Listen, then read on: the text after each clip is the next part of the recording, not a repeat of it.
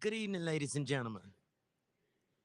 On behalf of our mayor, present board members that are here, and the absent board members, the employees of Oxford, we welcome you to our public forum. We only ask that you wait until the mic gets to you with your question because we are live streaming. The mayor didn't give me any other directive, so I know he don't want to leave it to me. All I ask is that we be respectful of each other's because we're all in this together. The floor is now open. Steve from Public Works.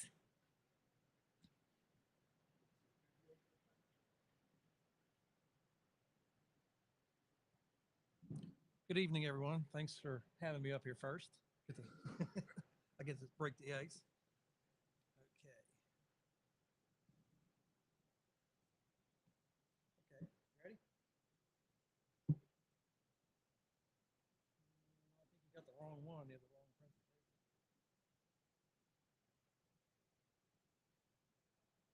That's the only one you have? Okay.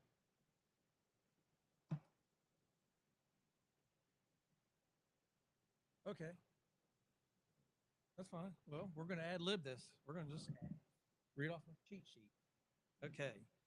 A typical day in our streets department. We're going to talk about what we do in public works, and the first department is our streets department. Um,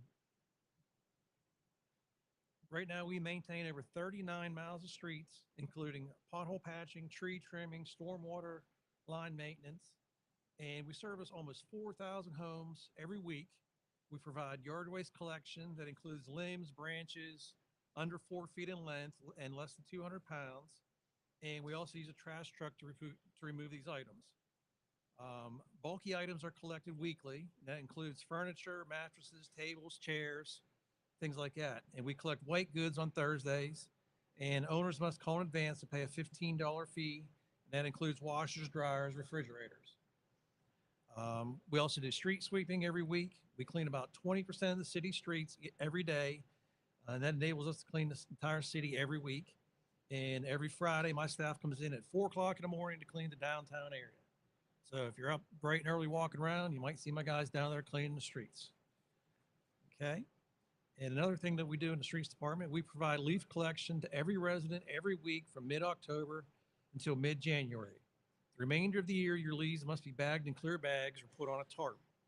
And we we hire temporary workers for 3 months each year to help us with leaf collection. And we're going to get a new leaf truck hopefully this coming year. So that'll enable us to not have to hire any temporary workers. We also install and remove artwork around the city every August.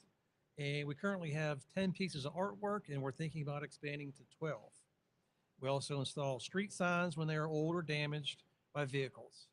We set up for special events like Hot Sauce, Alive After 5, and all the other events that require traffic control in the city. We also mow right of ways. We respond to emergencies such as downed trees, wrecks, power lines, dead animals, things like that. And we also use heavy equipment to clean stormwater ditches throughout the city. We put up DOEDC banners around the city. And believe it or not, we still dig graves at Elmwood Cemetery. So we average about one service every week. We have to go down and actually dig graves. Next is our water and sewer department. We maintain over 90 miles of water mains throughout the city, and we sell water to Stovall. This requires us to sample the water for chlorine every day, and they purchase about 800,000 gallons of water every month. And to make a comparison, the city of Oxford uses about 1 million gallons of water every single day. So tells you how much we use. And we also test our water quarterly at multiple sites as required by the state. Also in the water to sewer department, we maintain about 70 miles of sewer lines and 11 lift stations throughout the city. And probably within the next 30 days, we're gonna have another lift station that we're taking over. We visually inspect all our outfall lines every 90 days with a UTV.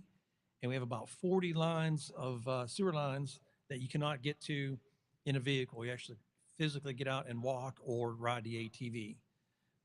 We inspect every lift station 2 times a week, and 5 of our lift stations have pumps that are above ground. So we check for operation and also signs of vandalism. We manually clean about 50,000 feet of sewer lines, and this requires a jetting machine and 2 men to operate. Our meter readers read about 4,000 meters every month, and they input the numbers into a handheld unit. They average less than 20 misreads a month with about a 99.9% success rate. We also respond to about 20 work orders a day in Public Works. They can vary from resident calls about dirty water to sewage smell. Somebody's water bill was too high. We might go out and reread the meter, make sure there was not a misread the first time.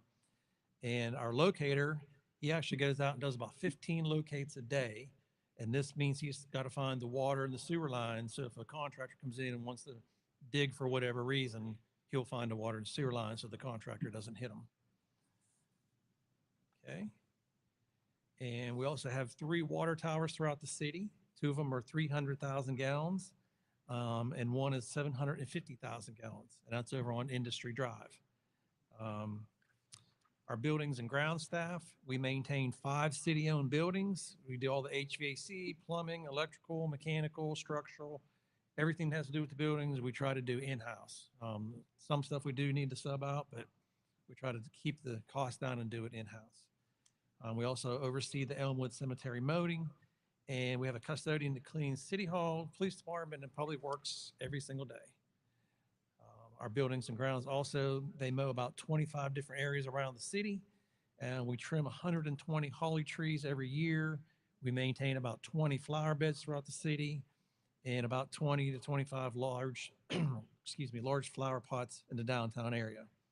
We also install over 450 strands of lights downtown for the lighting of the greens, and we have over 15,000 light bulbs that we have to check before we put everything up. So, yes. What we are doing now and what we're doing in the future. Right now, we are converting to an AMI meter system where the meter readers, we will no longer have to go out and read meters. They will send an email to the finance department. They will receive the readings. Saves us from having to drive out there. We just purchased about 900 meters. Once the endpoints get here, that's the part that actually sends the email. Once that gets here, we will start installing these meters. We have about 4,000 accounts throughout the city. So if we do 900 a year, we'll be done within 5 years.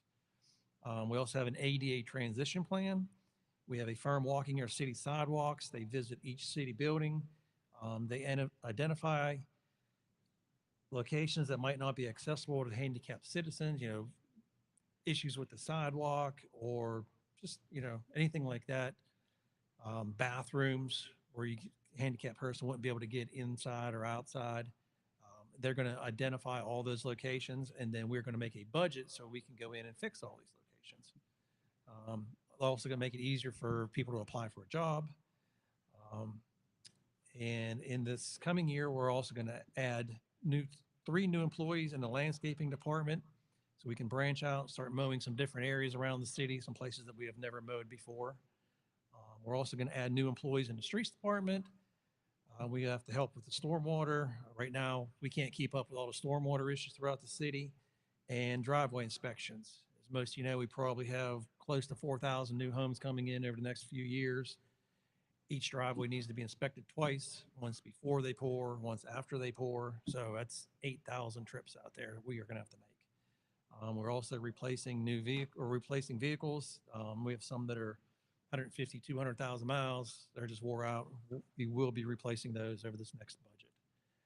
We also have another thing going on is the federal lead and copper rule.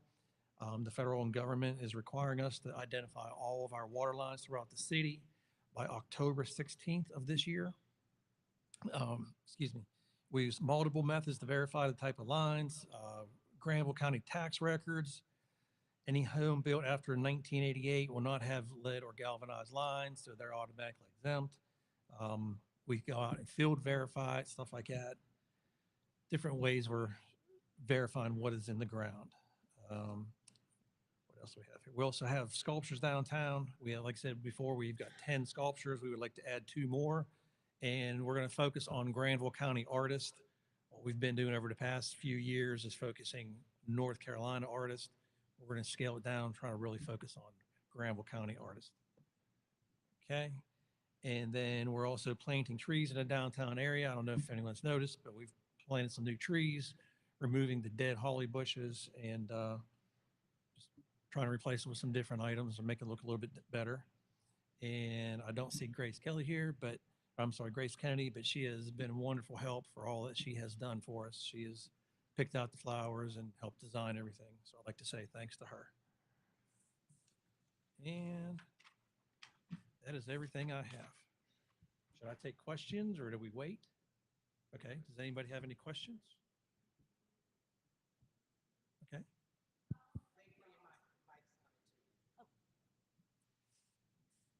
I just wanted to thank y'all for all the work you've done on Main Street and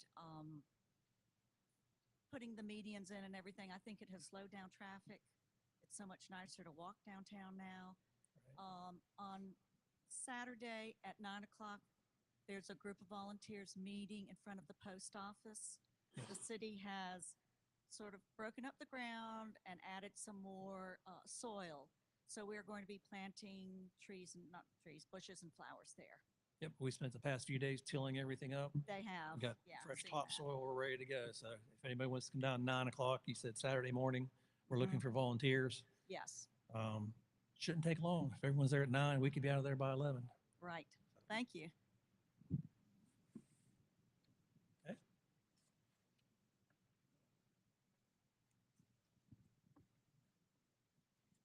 Thank you. I think you started your presentation saying we have about 4,000 streets that you're maintaining. We have about 40 miles of roads. 40 with- miles. Yeah, about 4,000 resident, 4,000 homes. Okay. Yes. What numbers are you projecting?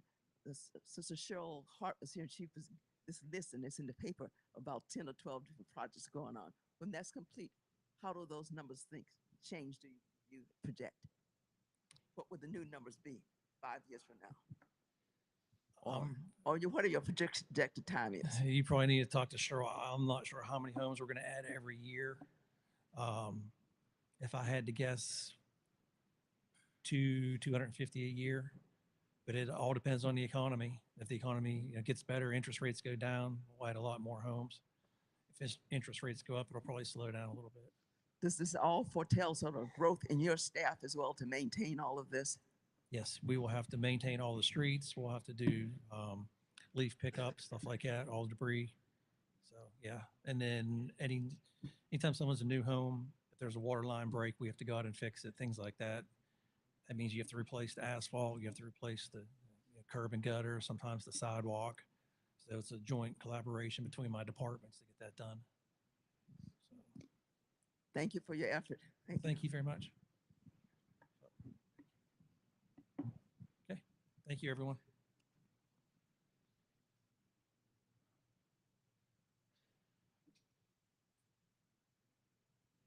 Thank you, Thank you, Steve.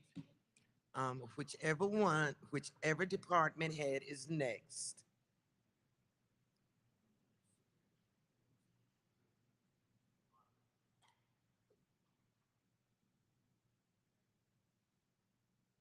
Or do I have to flip a coin or pick out one? We're going with recreation. Thank you.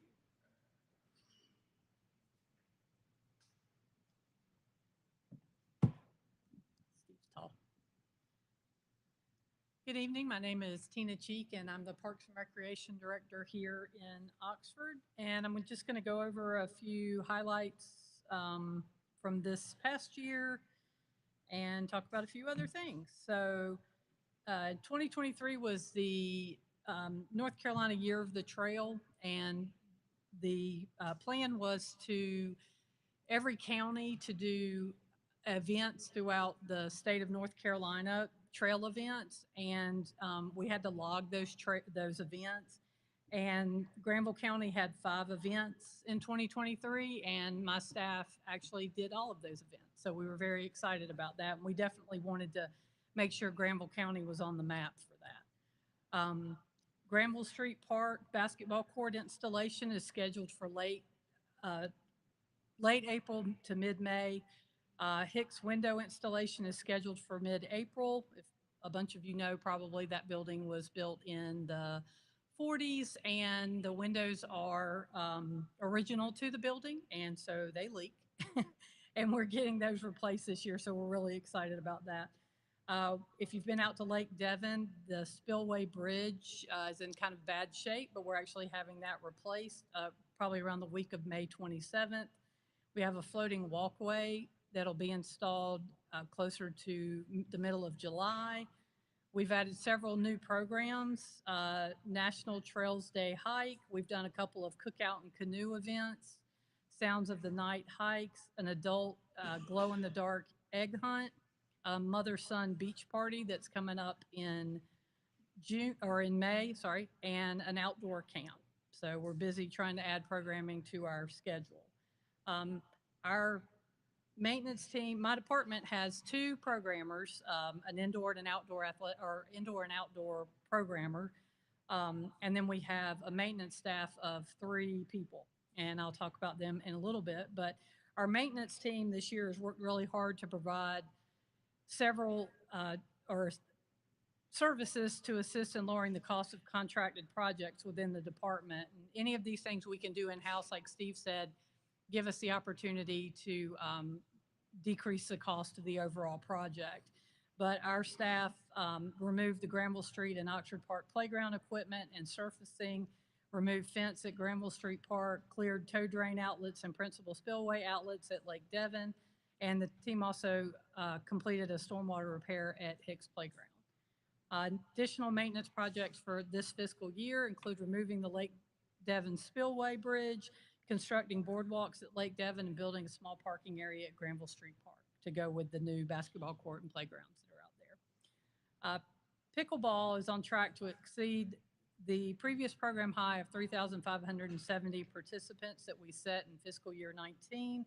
And as of the 15th of this month, we had 3,264 participants. So pickleball happens down at Hicks Gym every weekday between 9 and 12, and it's a great group of beginners and some folks that have been doing it for a while, and so they have a good time down there.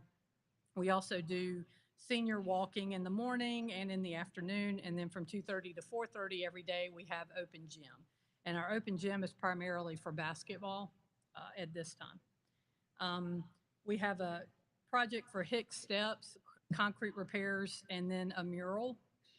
Programming City Hall is new for us. We've taken that over and are doing some repairs in there to the lighting and sound, and then hope to the beginning of 2025 to actually start programming that with bands, speakers, comedians, all kinds of things, and then of course keep Granville Little Theater programming going in there.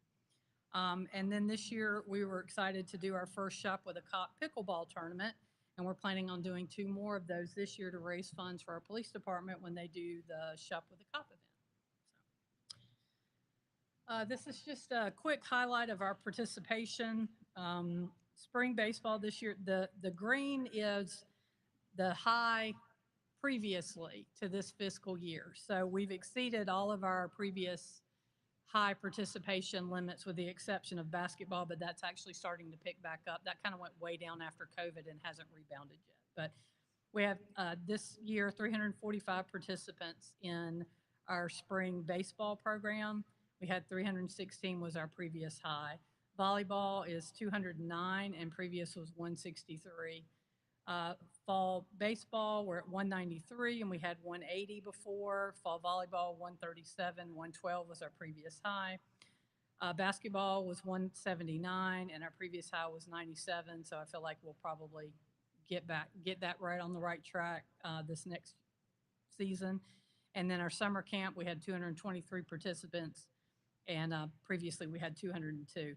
And all of those highs have been in this fiscal year. So our numbers have gone up, and again, we've got 2 programmers.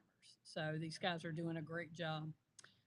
A couple of things that are really important to me and my department are partnerships and community involvement. So other than just programming things for the community, And we're close to 50% of Granville County residents and Oxford City residents in our programming.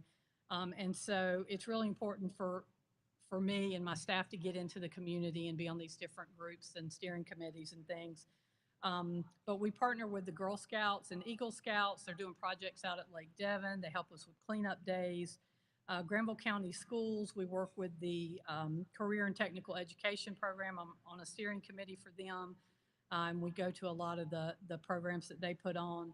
The occupational education class at JF Webb, we have students that come every year and do little projects around the office. And those guys are great to have. Leadership Granville, which is a great program if anybody is interested in doing that, but we work with them as well. American Red Cross Community Connections blood drives. Board of Elections, senior games, we host senior pickleball, horseshoes, and tennis. We pretty much do those every year. The Cartar Cog, we work with them for our bike rodeo. Juvenile Crime Prevention Council, Cooperative Extension, we work with both Teen Court and Community Service. Granville County Beekeepers Association, and Carr Lake State Park. So we really try to work with other community programs. Real quick, just some of the programs we do. For adults, we have a baseball league, tennis, Fit After 50, facility rentals, line dance class, pickleball, open gym, auditorium programming, walking, glow-in-the-dark egg hunt, outdoor programs, and fishing permits. For our youth, we have basketball, flag football, 2 seasons of volleyball, 2 seasons of baseball, summer camp, open gym, spring break camp, outdoor camp, kids night out, mini camps for our sports, cheer, karate, and tennis, holiday events like our Easter egg hunt. We have Ties and Tiaras, which is sort of our daddy-daughter dance. Our mother-son beach party, this is the first year we'll be doing that, so we're excited about that program. 3-on-3 on Main, we work with downtown businesses like Strong Arm and Main Street Fitness to put that program on. Last year was our first year for doing that, and that was an exciting program. Do a lot of outdoor programs for youth and the bike rodeo. Our 3 guys in our maintenance department, they maintain 130 plus park acres, 27,000 square feet of building maintenance, 7 baseball fields, 3 multipurpose fields, 3 picnic shelters, trails, bathrooms, playgrounds, dog park, and they are working with Public Works to maintain the City Hall auditorium now that we have started programming that. So I have a very busy staff. Our facilities, a lot of people get confused. The GAP, Granville Athletic Park, is a county facility. We have a great relationship with them. We run travel baseball tournaments, and those teams come in and use the GAP. They use the Butner Athletic Park, and then they also use Oxford Park Athletic Complex. But facilities that are actually run by and also maintained by my department are Hicks Park, and there's a dog park, tennis courts, the gym, basketball court, playground, skate park, picnic shelter, ball fields, and open space. The Public Works meeting room, or the old A&P building, as everybody knows it as. That's our rental space. Granville Street, we have the building there, Granville Center, a 2 to 5 play area, which is brand new, and a 5 to 12 play area that is also brand new. Picnic shelter, the basketball courts are coming soon, and open space. At Lake Devon, we have 2 docks, a boat ramp, picnic shelter, and walking trails. City Hall Auditorium at Oxford Park Athletic Complex. We have the 4 baseball fields, 2 multi-purpose fields, walking trail, and concession building. Rucker Park and Pool, we have the ball field, picnic shelter, of course the pool, and the basketball courts out there. And that is all. So if you have any questions? Yes. Oh, sorry.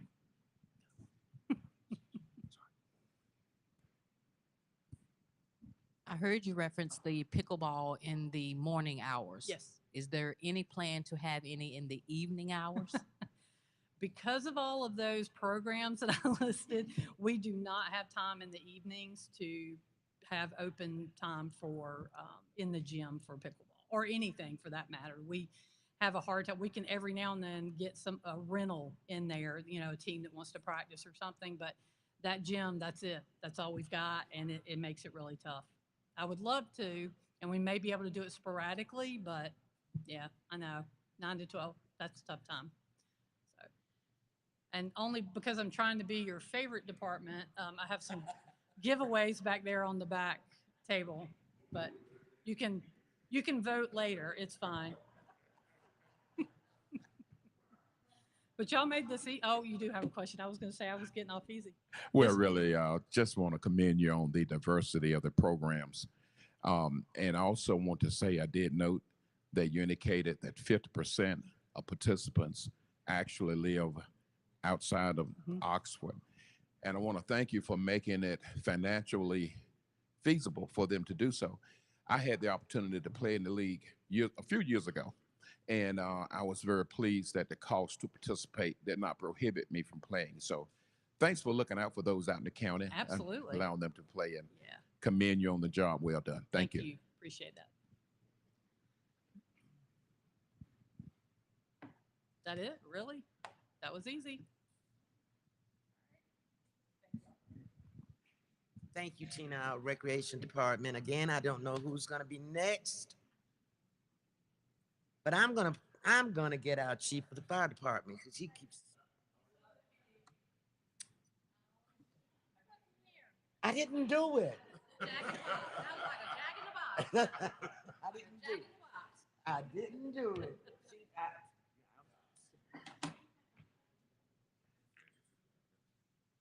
You're the best. You're just the best, aren't you? Pat and Pat, that's right. Pat, Pat, Pat, Pat, Pat. I started to say good morning, but I don't think that's appropriate, is it? I'm Chief Floyd from the Police Department, in case anybody doesn't know me. And of course, I always bring my pit bull with me. I have Captain Curl with me. She's present also.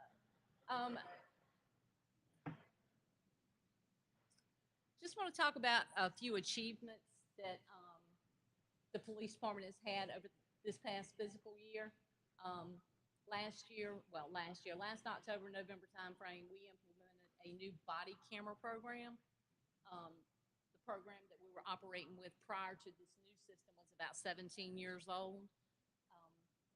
And the city was gracious enough to grant us the funding to purchase 34, I believe it was 34 new body cameras.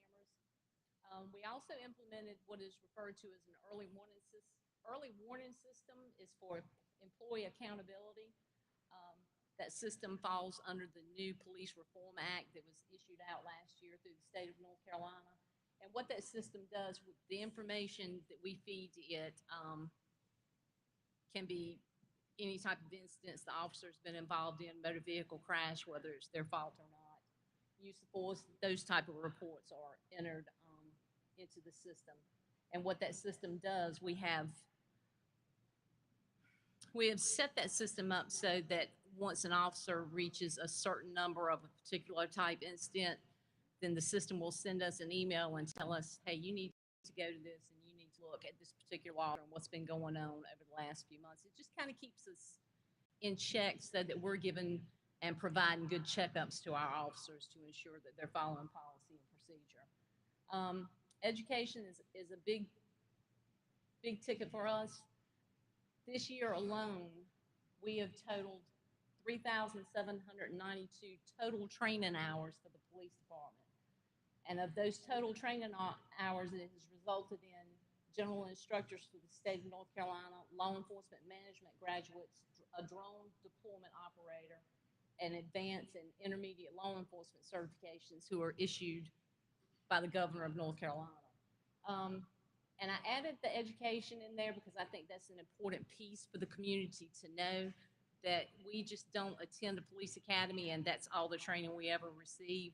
The state of North Carolina requires officers to have approximately 40 hours of training a year. Well, you can see we far exceeded that number with nearly 4,000 training hours. And a better trained community and a better trained law enforcement can provide better service to a community. As you all know, it's been almost a year ago, we had a crisis here where we had an officer-involved shooting.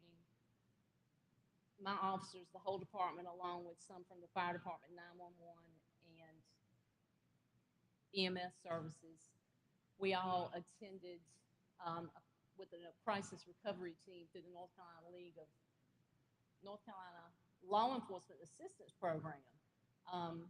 Upon the completion of that intervention, our police department was described, our officers were described as resilient, determined, and a well-trained organization. And there again, that goes back to a better trained organization can provide a better service to the community.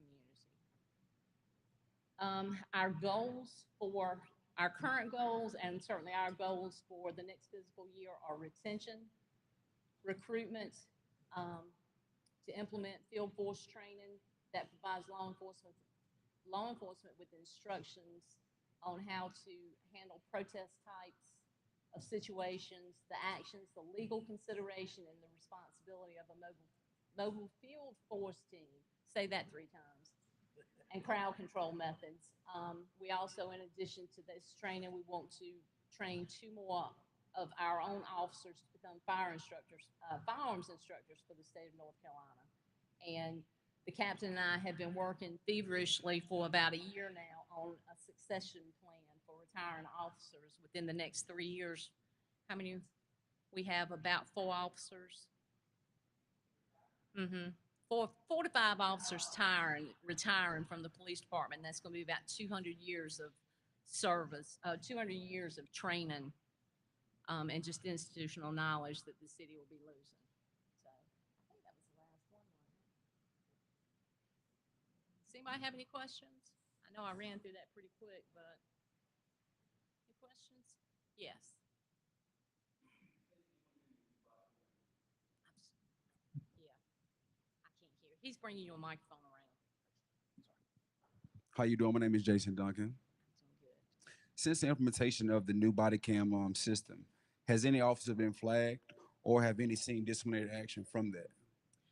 Well, the body camera system is separate from the early intervention system. Okay. Those are 2 different programs. But as far as the body camera is concerned, no one's been flagged. The body camera system actually operates 2 ways. That it not only is for the protection of the community so that we can view when our officers are in the field and what action they're taking, but it also protects the officer too from any unjustifiable complaints that may be received. But myself, along with the command staff, we review body camera footage almost on a daily basis. And we're not necessarily looking for what our officers are doing wrong. We're looking for what they're doing right. And of course, we do see things in there that we take and consider, and we actually show it to the other officers, and we call them teaching moments and training moments. This is what you don't do, or this is what you do in different situations. So they're both pretty good programs. But as far as any alerts, no, we haven't reached that potential. Thank you. One more question, like, Sure. what measures are you all using to boost the means of retention and recruitment? I'm sorry, can you say that again? What measures are you all using to boost recruitment and retention? Last year, as far as, recruitment and retention policy is basically the same thing. One feeds from the other. Last year, the city implemented a $5,000 sign-on bonus, up to a $4,000 relocation bonus. We've always had an excellent health benefit policy with the city. We pay additional. We start with a set salary, but we pay additional monies for years of service to qualified officers. We also pay for our officers who either have master's, bachelor's degree, or associate's degree. Certain trainings that we're looking for, such as management and upper level management, all these are based off percentages. I think I know we have one of the best retention and recruitment policies we have ever had in the city. So, you're welcome. Anybody else?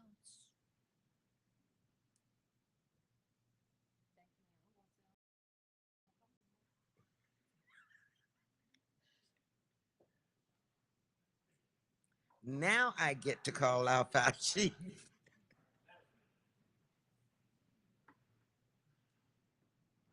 Good evening. My name is David Cotter. I am the fire chief for the city of Oxford.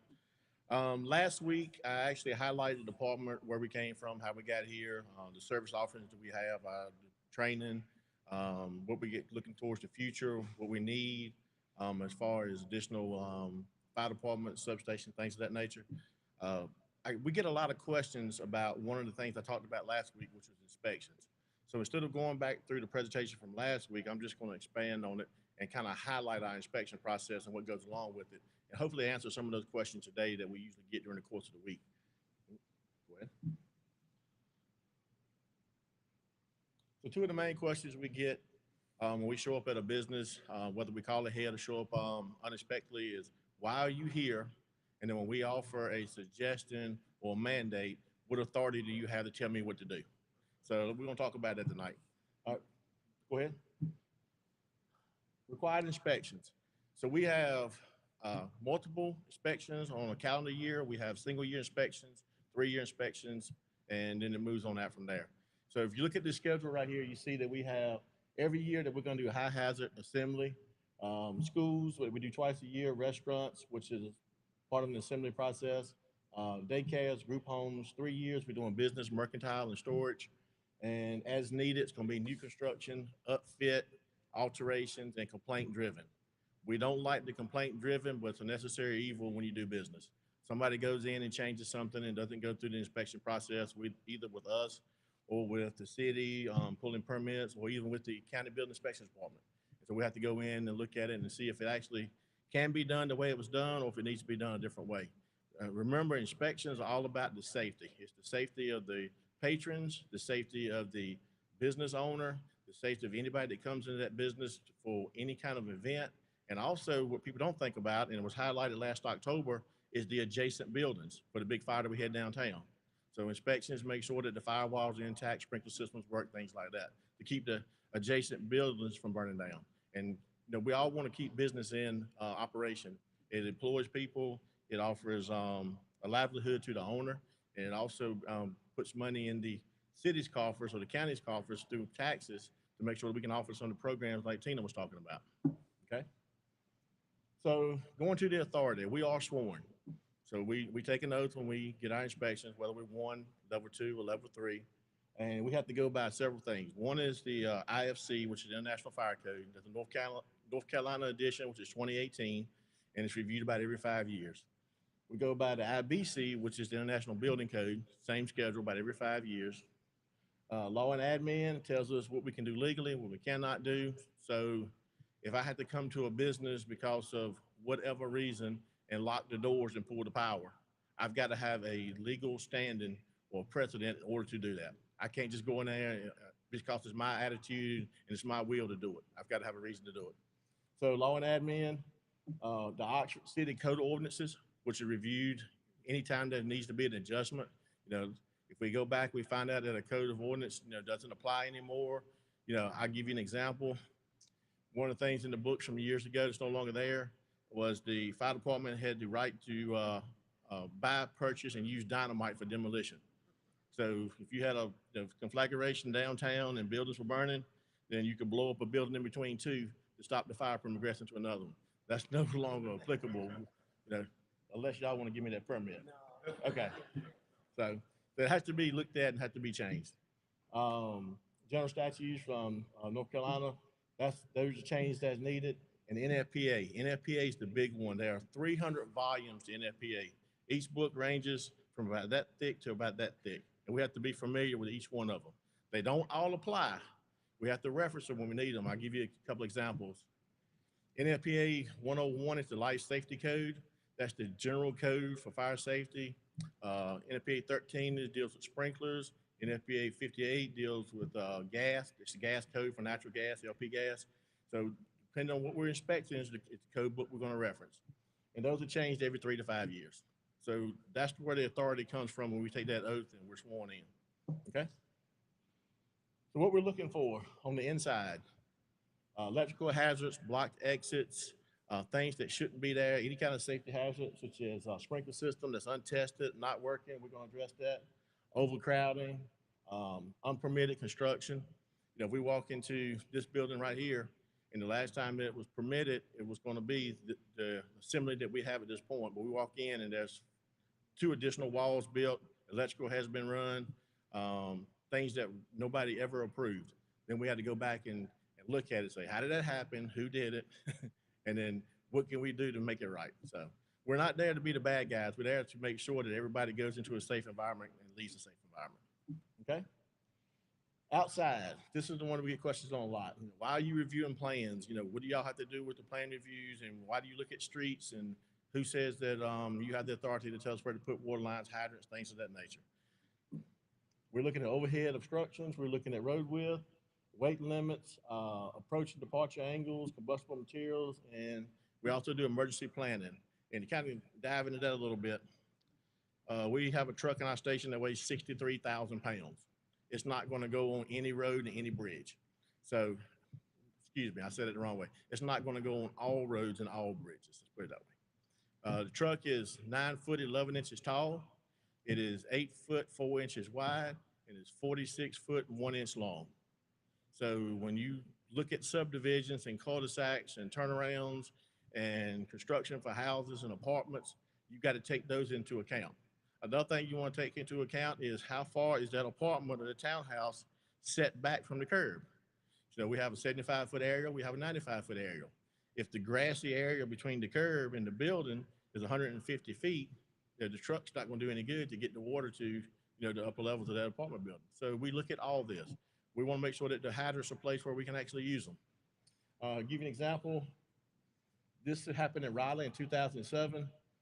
Pine straw was put around all of these apartments off of number 1 going into Raleigh.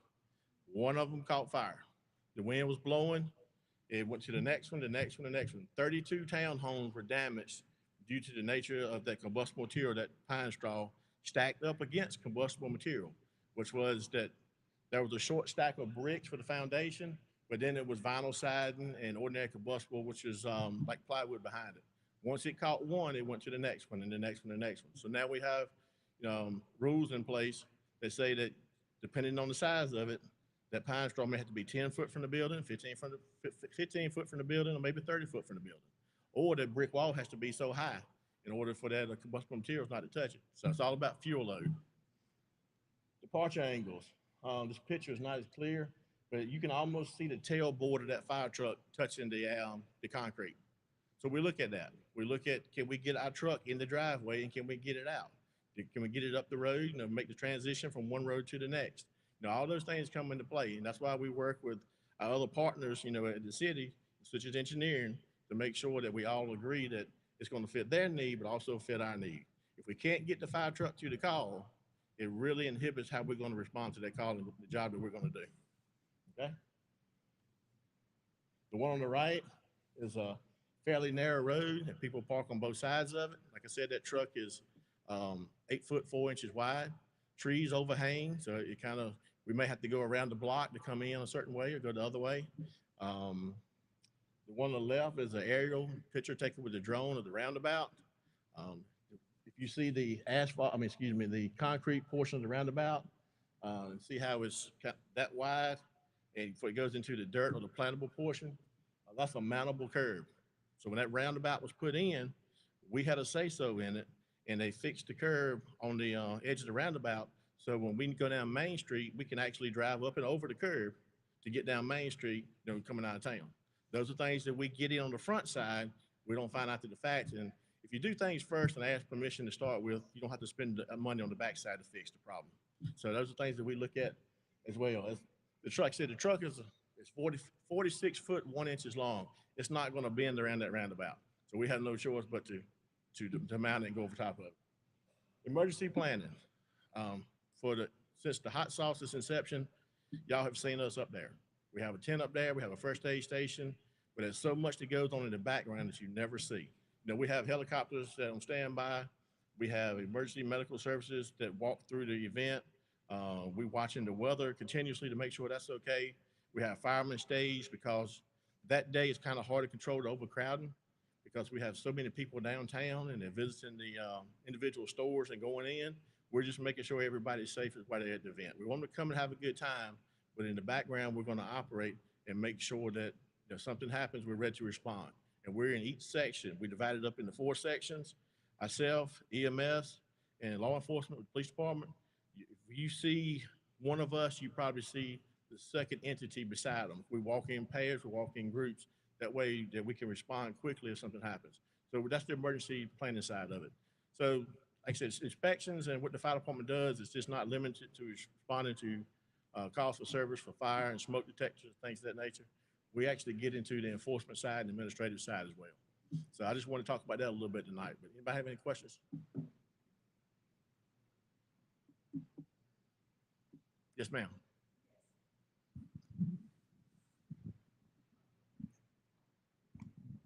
My question is, with the growth, do you anticipate any new locations or additional substation or something? So yes, ma'am. Last week we talked about that a little bit. We're actually looking now. We use NFPA 1710 and 1720. There you go, NFPA again, to help us forecast what we're going to need. It looks at population density, structural density, drive time. Like I said, about 4 minutes and 23 seconds is what it takes us to get anywhere in our response district. And that's through 5 stoplights. So when that starts changing and we start adding people, that 4,000 extra people, then we have to start looking at, can we reach those people in a timely manner? Because we run EMS calls as well. And if somebody else was to call 911 and said there's a subject in the street not breathing, the fire department's going to be there. Not just EMS, but the fire department as well. And law enforcement's going to drive up with us, behind us, or in front of us, and they're going to approach the same person. So we want to make sure we get to everybody in a timely manner to offer a good service. So yeah, so we're looking at all that, and we're trying to get in front of the growth. But it's really hard. It's kind of a catch-22, timing it just like it needs to be. But yes, we're looking at manpower and station locations. So, Thank you.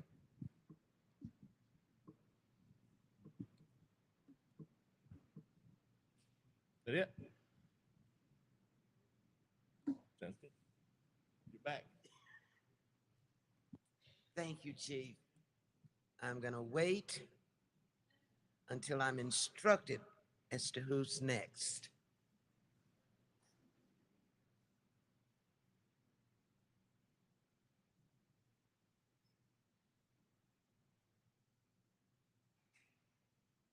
Our Finance Director. Thank you. The lady that holds the purse string. Hi there. I am Melanie Trexler. I've been with Oxford here about a year, and probably the least favorite department because we collect your money, unfortunately. But we also pay the bills and try to offer help with anyone who needs help, for paying bills. And we offer very friendly customer service staff in our collections department. And so I'm going to go over real quickly the the budget coming up for the new year. Just a real brief summary. The budget manager, which is the city manager, is a little delayed tonight, but I will go over it as fast as I can and be able to answer any questions you may have. So the 24-25 budget for the general fund is projected to be at $14,534,300. And last year's budget number at this time was $12,233,124. Just for comparative for you, that is a 19% increase in the total general fund budget. Next slide. So the general fund revenues, it's probably hard to see. Go back one. Yeah, there you go. Pretty hard to see, but the breakdown in our budget, the percentage for of our budget is property taxes, and that is at 41.48% of our budget. This budget projects the tax rate to be at 64 cents. Sales tax revenue is around 20% at 2,000,009. Solid waste fees is at 10.9%, which is at 1.5 million. And all the rest of that, is just spread out among all the departments and all the fees that are collected. The next slide represents just a real quick caption by our major functions. Personnel is 63% of the budget. Operations is 32% of the budget. Capital is 4%. Debt service is 1%. The next slide is the budget by each department, what each department spends. And our largest department is the police department at 3.9 million. Public Works is at 2.2. Fire department is at 1.9. Our recreation is at 1.1. Sanitation at 1.1. General government is at 500,000.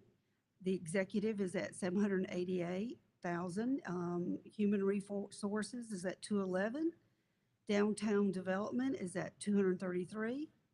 Finance department is at 791. Let's see. Engineering is at 707. Planning 360. Theater 219,000. I was trying to put them in order by number. Debt service 71,000, and the parking authority and the downtown economic development is 66,000. So the next slide is just the percentage there. The police department was 28%, public works 24%, fire department 14%, culture and recreation is 10%, planning and development is 7%, admin is 15%, and all the other is 2%. And the last slide is just a summary synopsis of what the general fund is going to address in the following year, in the upcoming year. Improve the ability to be more responsive to developers and manage construction projects. Short and long-term concerns with public safety facilities. Better equip public safety departments, perform their duties, improve public service to the public. Increase capacity to search for other funding sources. That's a grant writer. Expands the culture and recreation opportunities. Increase the ability of public works to address issues related to stormwater, beautification, cemeteries, debris collection, and street repairs. Continue to enhance the efforts to recruit, retain, and recognize employees. Invest in improving the aesthetics of downtown and gateways. Improve the ability of the city to provide economic incentives for investment. And so that is really a quick summary of the upcoming budget. The only other thing that I would just like to add is to let you know that we have 8.5 months worth of expenditures in our general fund balance. So, anybody have any questions?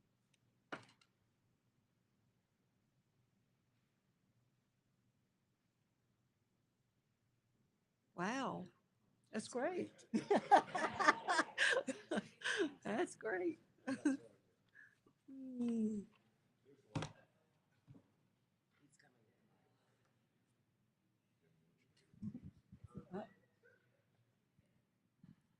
Okay, so where it says continues to enhance the efforts to recruit, retain, and recognize employees, can you elaborate on that? And when it comes to your recruitment, do you ever think about using outside sources?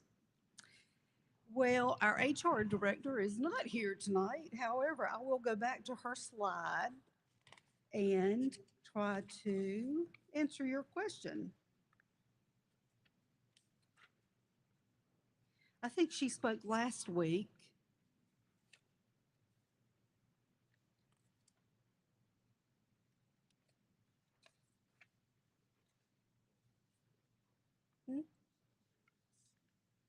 Was she here last week?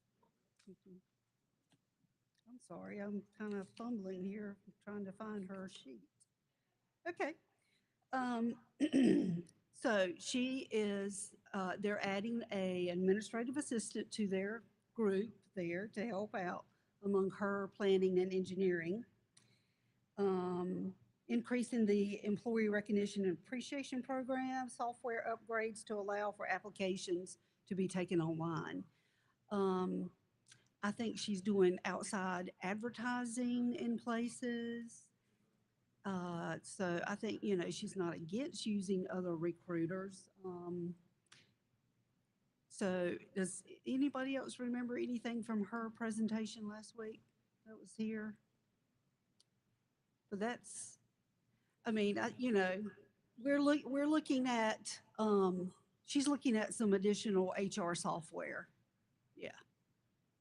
To make that a more easy, friendly, online application process. Yeah. Uh-huh.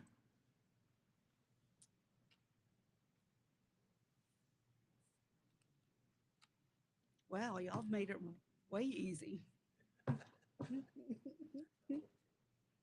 Okay. Hats off to Melanie because she has not been with us for a year yet, almost, but she's doing a phenomenal job and she took on an awesome task, and we really appreciate the endeavors that she has put forth for the city of Oxford thus far. Not saying anything about the last, but here's our engineer.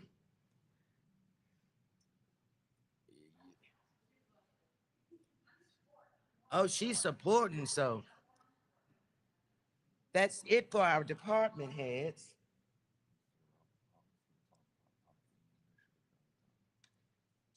We've got a citizen who has, who's going to come forth and talk to us about downtown parking issues. Mr. Powell.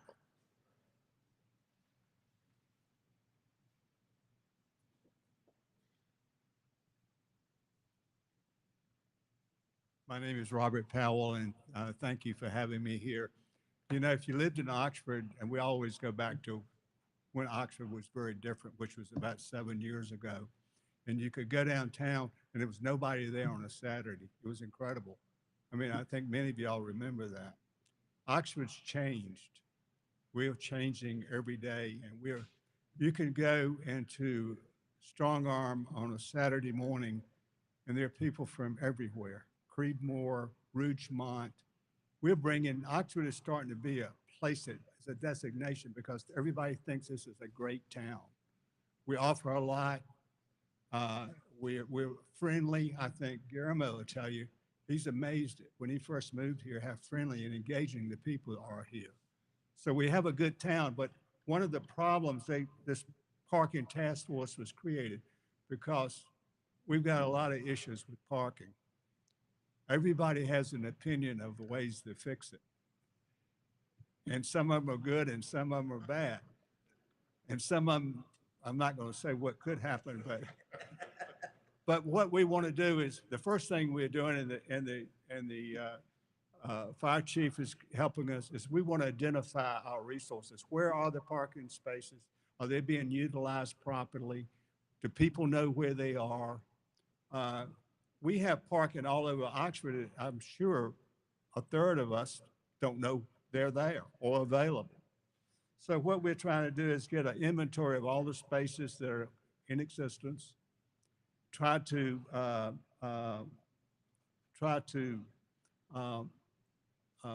make them more visible as far as signage. What we want to do is get the inventory, find out what we have, find out what the potential for other parking lots or renting some other spaces might be. We're going to talk with the county. The county has parking spaces behind that are probably not utilized if you go by there. You can go behind the courthouse and you'll see at 5 o'clock every day, there are 8 spaces that nobody ever uses because it says it's a tow zone. I'm scared to park there. But after 5 o'clock, it's nobody using it. On the weekends, nobody uses it. So we're looking at a lot of different angles to work with what we currently have make it better, make it more visible, make it more user-friendly. If you look at the, by City Hall up near John Watson's office, there's a parking lot. Most people think it's private. It's not. The city owns it. So what we want to do is identify these properties and then work with the people that have the businesses downtown. The parking is our parking. It's the people that have the business don't really own those spaces. The city is the one that controls those spaces. And some people's needs are very different than others. Some people need a 15-minute to run in there and get something and come out. Other people, one lady came in a meeting and she needs 3 hours for somebody's hair to be fixed. And I said that there's a lot of there are a lot of different needs, and there's a lot of different ways of us trying to solve the problem. We also are looking at some federal grants. There's a Safe Street grant that we're looking at. So we're looking at some granting. There is federal funding out there available, and hopefully we can get a little support, which they would help in it. There are 3 phases of it, and one of the phases is planning.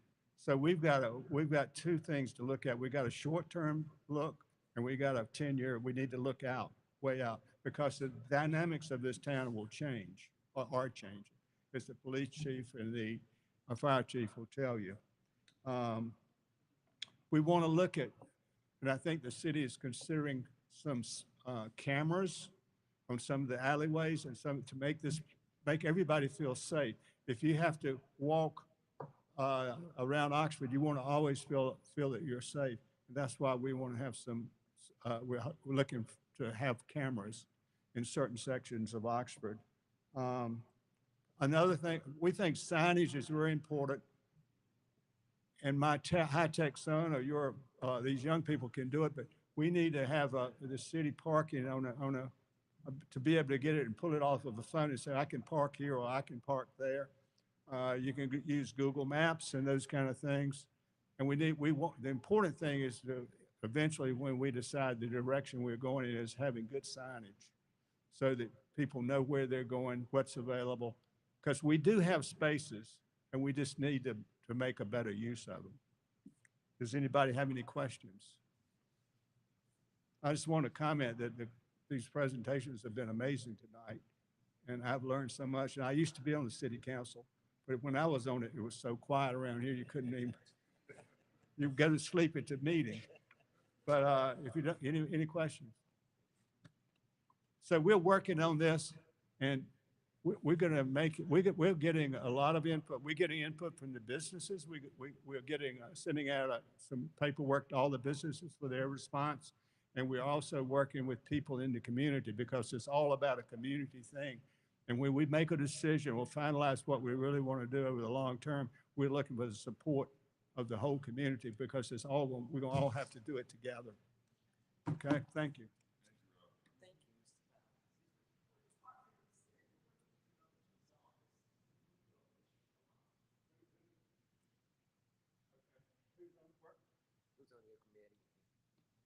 Fire chief, police chief, store owners downtown, some individuals, retired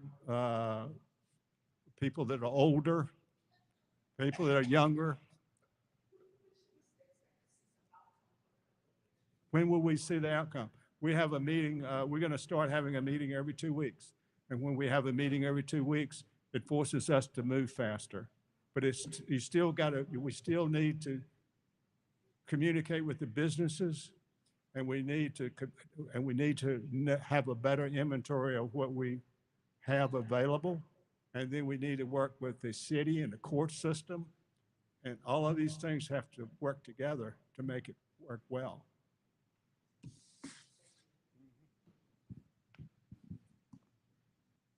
Thank you, Mr. Powell. One thing to piggyback on, we all realize that things around Oxford, in Oxford, and the county, the surrounding area is growing. We're growing with it as far as technology, Mr. Powell. You're not alone when it comes to being able to develop all these things, but the city of Oxford is working to develop as much as we can, as fast as we can, to accommodate those that are here and those that are coming. My main concern is I am all for growth, but I'm really for the foundation, which means the ones that were here. Any other? Yeah, he had to. He just couldn't let me have it tonight. He had to. It's good to stand next to the general. That's what I call him general.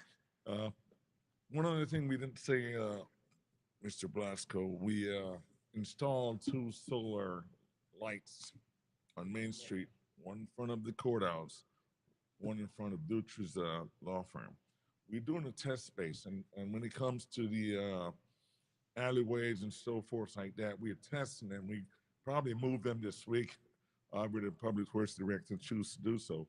So you'll see us doing that, and we want to light up the areas which would come in conjunction with the parking so people can feel safe. And also, we do have Wi-Fi downtown, so that should be going on pretty soon. Okay?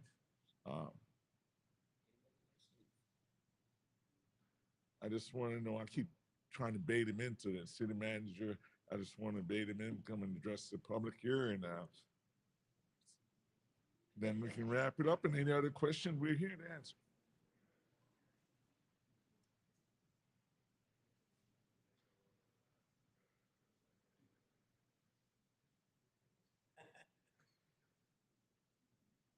He did it. You already went over the. Well, then there's really nothing for me to say. But I'll be glad to answer any questions or anything that come up. So, no questions? Well, sure. We have a question online. Anybody, any department that can answer this. What is the plan to expand more small business opportunities for local citizens to acquire buildings? Acquire what? What is the plan to expand more small business opportunities for local citizens to acquire buildings? Part of the next fiscal year budget is a economic incentive program that we are currently developing. Of course, the first thing is to actually have some opportunity to have some money available to do that. So that will be in next fiscal year's budget. And so I would anticipate probably around August, September, there are going to be some opportunities for people to apply for that. I just wanted to say how much I appreciate the opportunity to be here tonight. And I just wanted to say on behalf of our chair, Tim Karen, and the rest of the Board of Commissioners, Mayor Nurse and Mayor Pro Tem Taylor, just want to say to you how much I look forward to working with the city. We finally worked out a deal to get a grant writer shared with Creekmore. So as I listen tonight about parking, about some things with economic development, I hope there will be opportunities for the county and the city of Oxford to also do some joint venues. So I look forward to that. I commend you on the work you're doing. And as you go through your budget, if you happen to have anything left over, Mayor, we could use some in the county. Thank you so much.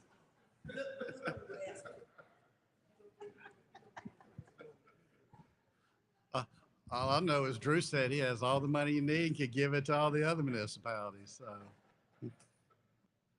But I too like to echo that. I've been here just about a year, and I really enjoyed working with the county, mostly with Drew, but also with the commissioners and other departments as well. It's been really good, and I think a lot of good opportunities are going to happen. And I think, like you said, there are opportunities to really work together.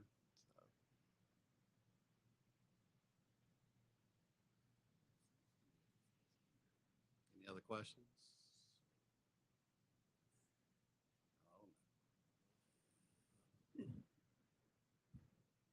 I have a couple questions. First, I can tell we got a new sheriff in town because the changes being made. And this is the first time we have had something like this, community meetings and the community center for everybody in the city. And I think that the more we have, people will eventually come out and ask hard questions that they're afraid or don't come downtown to city board meetings. Some of the questions been asked in here. I would like for some of these people to attend board meetings and they'll learn more about the function of the city and what's going on in the city. And I want to thank the city manager for coming out, being a part of the program. I know that's just, you don't mind doing it. And let everyone here see who the city manager is, because we need to know who the city manager is. And I appreciate that what's going on, but you know, I can say this because these people don't hear me complain every month. If we could get rid of these video and sweepstake buildings, we could put some more people in those buildings that are paying taxes, and we're not getting a dime from all that revenue that those people are making down there, running those business 24 hours a day, selling everything in there, doing what they want to, and nobody patrolling them, nobody have access to those buildings. If we would take their license or permits in, I suggest we need to take all the permits in and re-give them and start all over again. The 1st of July said, go around and say, we're going to take up all the permits, all the video, and all the sweepstakes business in town, and we want you to come down and recertify and reapply. And if you do it that way, and when they come down, raise the prices to $10,000, each building has to pay $10,000 for a permit, and that'll give us some more space and more businesses in these facilities. And we got one downtown on Carter Street, been draped for the last 2 years. I wish be glad when the drapes of that building could be available too. That's the spot that's available. And I told the city manager, he finally found somebody in Oxford that love Oxford. He knows that there's only one voice in this town that love Oxford. And he sees them every month. He remind them that I love Oxford, and I can tell you anything that's going on in this town. And I appreciate you letting me have a share and say what's my feelings and what I feel like saying. Thank you. Well, I can tell you every month I do feel the love for sure. So.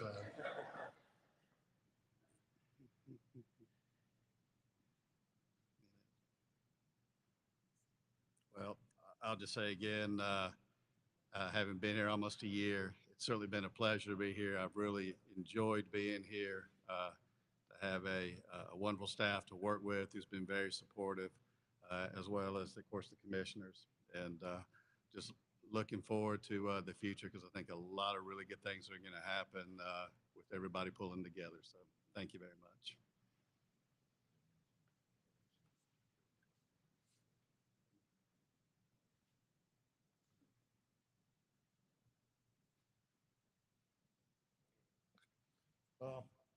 The last presentation was supposed to be done by Stuart Powell, and whose dad didn't realize that 14 years ago when he did my paperwork to buy me a home, he was going to be having to do all these things. I got his son and got him. Last week we had the Michael and Hillary on board to talk about cemetery preservation. So we want to take this another step forward, and we're going to do a workshop. It's going to be a workshop and how to take care of the cemetery and monuments, May 18 from 1 to 4 p.m. It's going to be at Oxford Cemetery, and I believe the limit is going to be 20 people can take a course at a time, because they will actually be working in monuments and for safety reason. So we'll get this out on the website. It's a first come, first serve to sign up. And I believe there's a $10 charge on it. The $10 is going to be part, the city, we're going to pay the majority of it, but we want $10. That way we know you're going to attend. A lot of times you sign up and you don't show up. So if you get $10, you're going to show up. And that will help set the stage for what's going to come after as far as restoring the cemeteries that we have here in the city. We have 3 of them, and we want to do that process on 3 cemeteries. Okay. So Sabrina takes care of the website, and we'll have that up. Right. Thank you.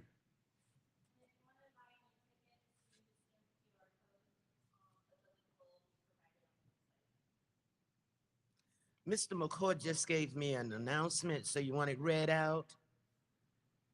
Veterans Breakfast, Monday, May 20th, 2024. The time is 8 a.m. The location is Family Diner, 1213 Goshen Street here in Oxford. I think we all are familiar with where that is. Any other questions? Wow. One more announcement. Oh, more than a few. Upcoming events.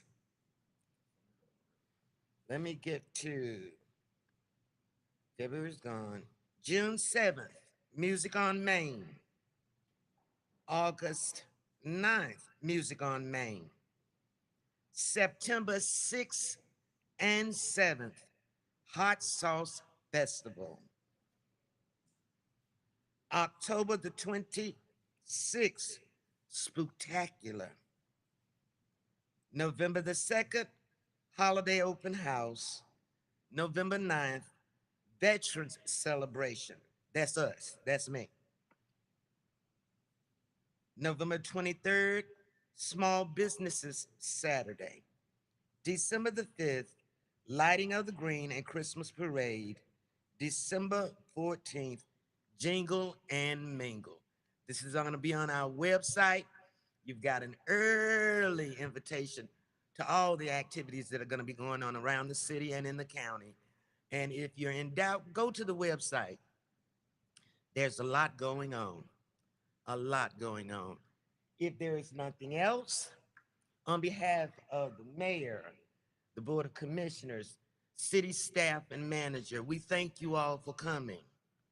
We hope you're leaving tonight knowing more about how the city works, what we do, how we do it, and why we do it. Why we do it is because, as Mr. McCoy said, we love calling Oxford home. We do it because we care. Thank you for coming. Good night.